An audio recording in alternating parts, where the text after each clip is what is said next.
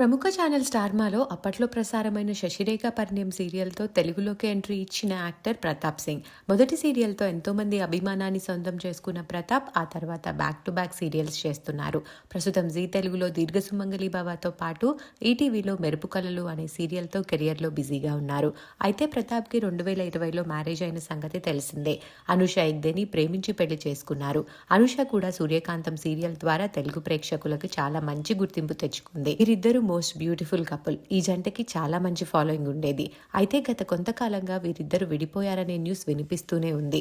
ఈ న్యూస్ పై అనుష ఇప్పుడు క్లారిటీ ఇచ్చారు. 2023 నుండే నేను నా పెళ్లి బంధం నుండి బయటకు వచ్చానని చాలా మందికి తెలుసు. 2025లో మేము ఫార్మల్గా లీగల్గా కూడా సపరేట్ అయ్యామని తెలియజేస్తున్నాను. అర్థం చేసుకొని నన్ను కంటిన్యూగా సపోర్ట్ చేస్తున్నందుకు థ్యాంక్ యూ.